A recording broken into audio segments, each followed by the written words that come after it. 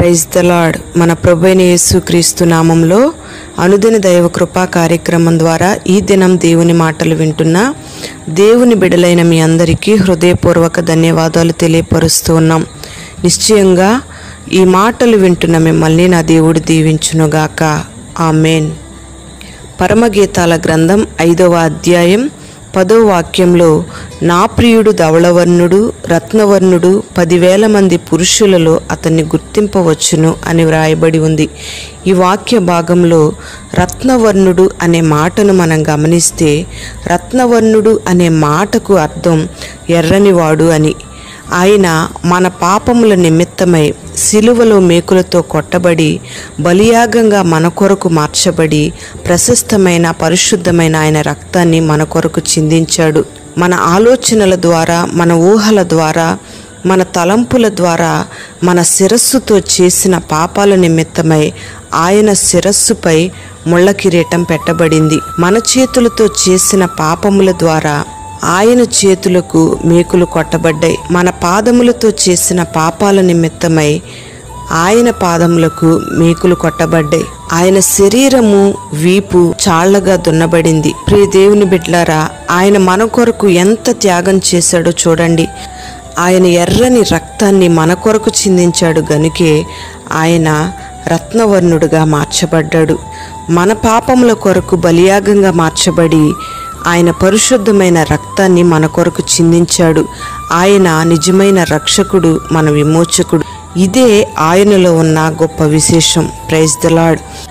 ఆయన మన యొక్క జన్మ కర్మ పాపాలను క్షమించి మనలను పరిశుద్ధులంగా మార్చడానికి, మనల్ని విమోచించడానికి పాపమెరుగని యేసయ్య, పరిశుద్ధుడైన యేసయ్య రత్నవర్ణుడుగా మార్చబడ్డాడు. అందుకే 10,000 మంది పురుషుల్లో అతన్ని గుర్తించవచ్చు.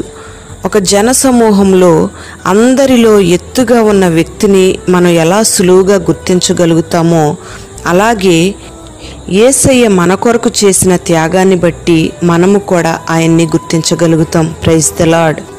యేసయ్య మన కొరకు రక్తాన్ని చిందించి ప్రాణత్యాగం చేసి సమాధిలో పెట్టబడి 3వ దినాన తిరిగి లేచాడు. ఈ 3 దినాలలో ధర్మశాస్త్రోపదేశకులకు, యూదులకు, పరిసయ్యులకు, సద్దుకయ్యులకు ఎంతో ఆనందదాయకంగా ఉంది.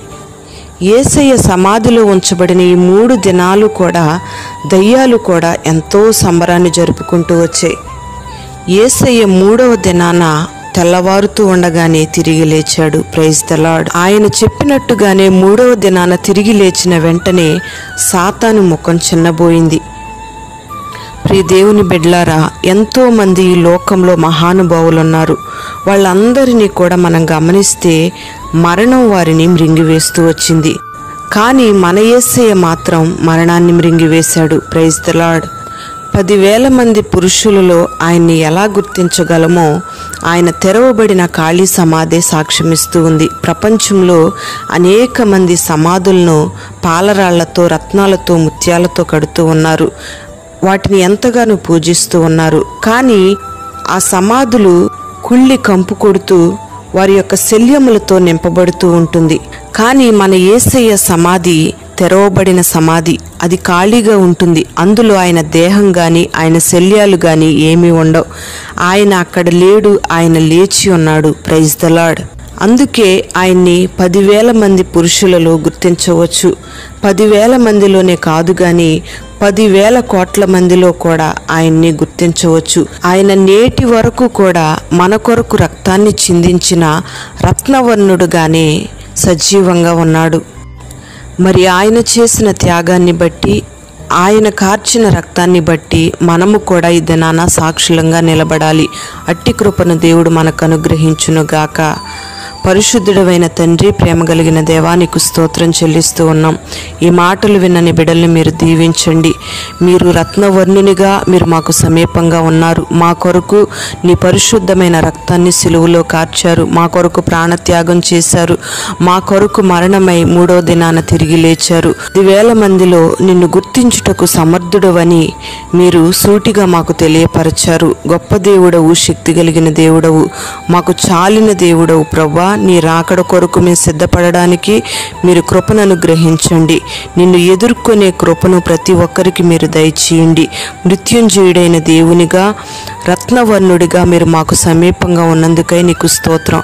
ఓ బలమైన ఆత్మకార్యాలను ప్రతి ఒక్కరి జీవితంలో మీరు జరిగించి మహిమ మీరు పొందుకొని నీ బిడ్డలను పేరు పేరున దీవించమని యేసు పేరట వేడుచు ఉన్నాము తండ్రి. ఆమేన్.